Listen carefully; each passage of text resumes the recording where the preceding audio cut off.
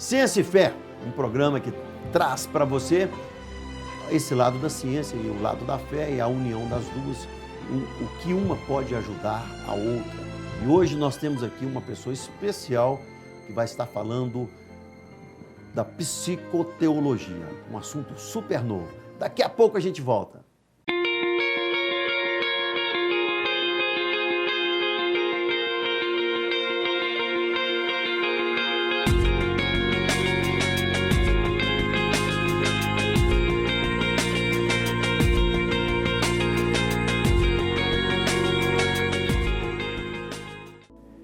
E hoje nós temos aqui conosco, hoje e a semana que vem, nós temos o Dr. Francis Bittencourt, aqui no Ciência e Fé. Ele é psicólogo, teólogo, especialista em psicoteologia, doutor em psicanálise e PhD em filosofia. Dr. Francis, doutor e pastor Francis, tudo bem? Tudo bem, é um prazer estar contigo mais uma vez. Hoje a gente falou o ano passado de psicanálise, né? Você veio aqui no nosso programa. Hoje nós estamos falando dessa coisa super nova, que é esse curso de especialização em psicoteologia.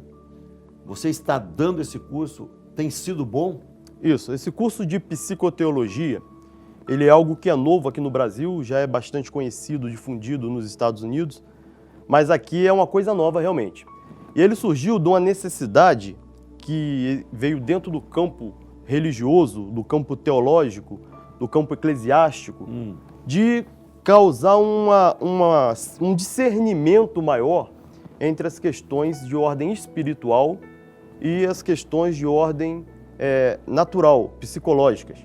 Porque até então nós tínhamos o seguinte problema: tudo era visto ou em um extremo ou em outro. Ou era tudo considerado como espiritual, e nesse fato, muitas coisas que eram de ordem natural ficavam prejudicadas no que diz respeito a tratamento, o modo de lidar, porque era dado um enfoque espiritual e um tratamento espiritual para coisas que eram patológicas. E tínhamos um outro extremo também, onde o espiritual era desconsiderado e tudo era considerado como psicológico. A partir daí, principalmente nos últimos anos, nós conseguimos enxergar a necessidade de unir essas duas áreas. Fora do campo eclesiástico, isso aí já vem ocorrendo. A psiquiatria, a psicologia já começam a reconhecer que é impossível se falar de saúde mental sem considerar o ser humano no aspecto espiritual, psicológico, social, que integram esse ser humano. Então, tudo tem que ser considerado. O orgânico também é um conjunto. Não dá para falar de saúde mental sem isso. E dentro do campo da igreja, a gente acabou tendo esse mesmo problema e estamos caminhando nessa mesma direção. O que é psicológico tem que ser tratado como psicológico. E o que é espiritual como algo espiritual realmente. O problema foi como é que a gente faz para discernir entre uma coisa e outra. E é nesse campo, tentando unir fé e ciência, que entra a psicoteologia. Então ele é um curso ligado ao cristianismo. Sim, ele é ligado à teologia cristã, né, considerando os aspectos da ordem teológica nessa área, e da ordem psicológica, ele faz um mesclado, mas o foco maior é psicanalítico. É a teologia cristã reformada e a teologia católica também. Sim, nesse caso ela consegue conciliar bem a teoria cristã como um todo. Como um todo, né?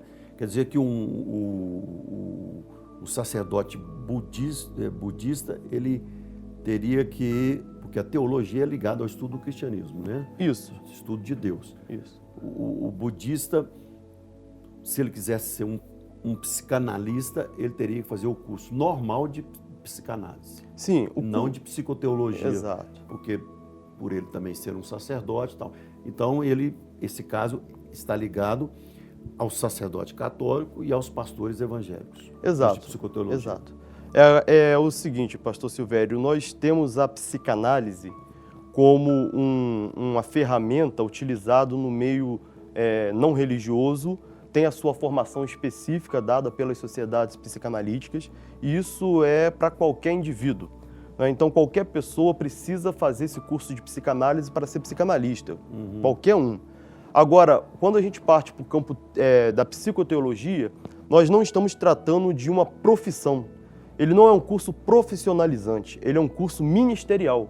O objetivo dele é dar um entendimento maior para quem já trabalha no campo ministerial, ou seja, trabalha dentro da igreja, e a partir daí ele começa a ter uma mesma linguagem que permite um diálogo com um psiquiatra, permite um diálogo com um psicólogo, um psicanalista, nessas coisas que são de ordem natural, e acaba um pouco com aquela ideia de que tudo precisa ser resolvido através de um tratamento espiritual. E nós vemos sofrimentos que se perduram durante muito tempo, porque existem pessoas que passam muito tempo dentro das igrejas, recebendo um tratamento espiritual para um problema dela que não é espiritual. E ela começa a ficar frustrada, indignada, porque ela vê que não consegue sair daquela situação, começa a criar uma culpa. E temos o oposto também, pessoas que às vezes passam anos se tratando em medicações e mais terapias, e o problema dela é de ordem espiritual.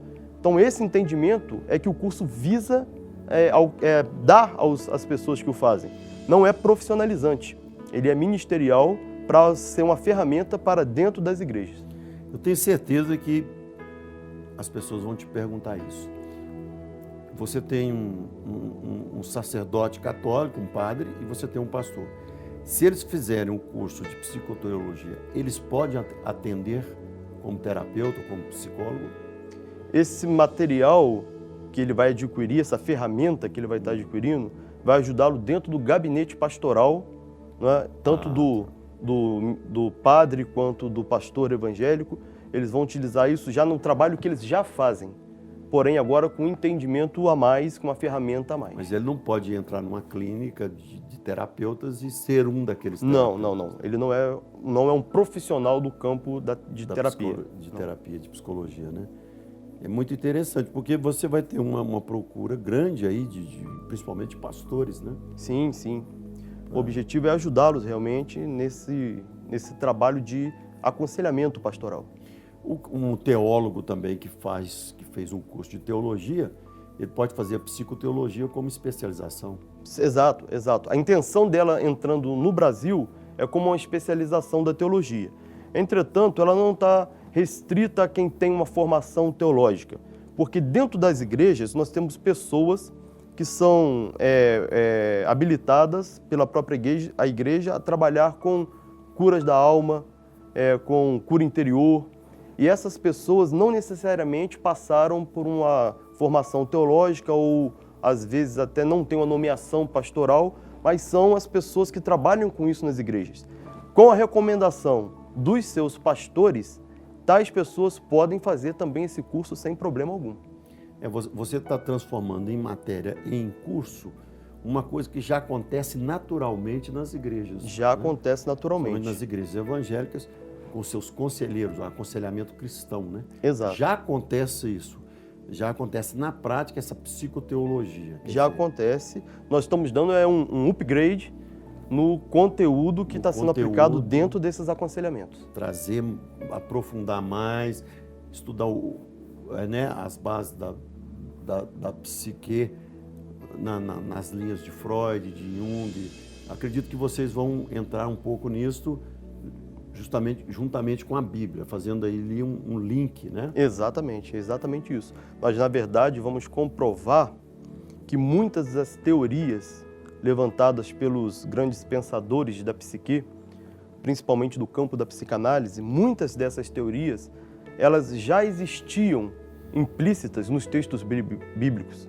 Então não é algo que seja oposto à teologia, igual muita gente chegou a pensar há algumas décadas atrás. Psicanálise e religião, elas não falam a mesma linguagem, e nós conseguimos mostrar que existe dentro do campo teológico, do campo bíblico, vamos colocar assim, as mesmas descobertas feitas por Freud, por Jung, por Lacan, por Melanie Klein, pelos teóricos da psicanálise.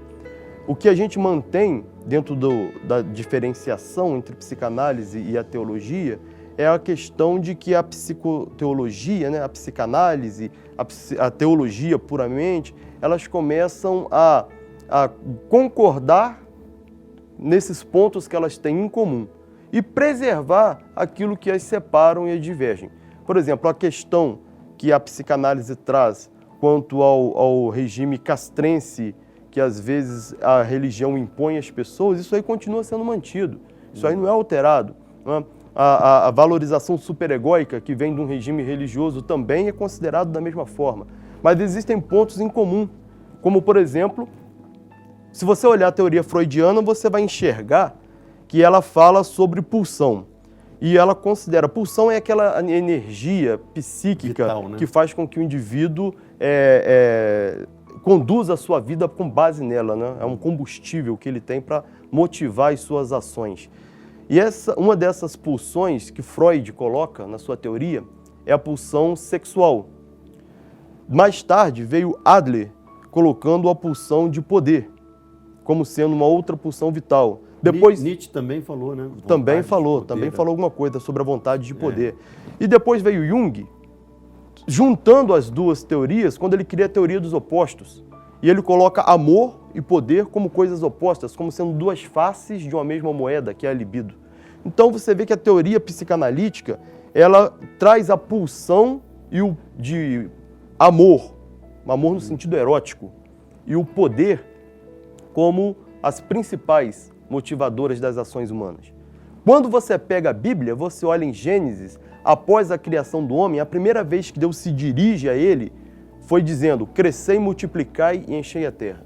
Como é que é feito isso? Relações sexuais. A pulsão sexual entra nesse momento na natureza humana. E quando ele termina de dizer isso, ele completa dizendo: domine ele sobre os animais do campo, as aves do céu, os peixes do mar. Então entra a pulsão de poder. Duas pulsões que são inseridas pelo próprio Deus dentro da natureza humana e que a psicanálise veio descobrir há pouco mais de 100 anos atrás. Essa pulsão da freudiana, né, do princípio da teoria de Freud, do amor não é o amor ágape, é o amor eros, né? É o amor eros, amor erótico, de marido e mulher, homem e mulher. E a pulsão da multiplicação, né, que o cristianismo chama, né?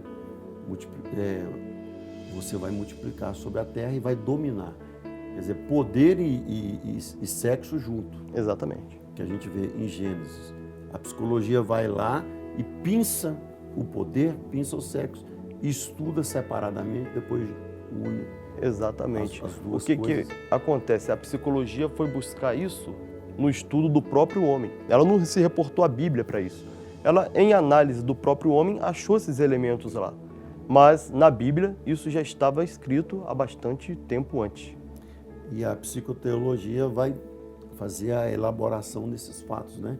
A conjunção desses Sim, fatos. ela aproveita 100% o que foi descoberto pela ciência e apenas atribui a fonte disso a essa teoria criacionista, que é a criação do homem vindo da parte de Deus. O autor disso que a psicologia descobriu, que a psicanálise descobriu, é Deus, lá em Gênesis, durante a criação do homem. É isso aí. E o assunto tá bom aqui. A gente vai aprofundar mais ainda, falando aqui de teologia, falando de psicanálise aqui com o Dr. Francis, no próximo bloco. Não desliga não, fica aí com a gente. Ciência e Fé continua daqui um pouquinho.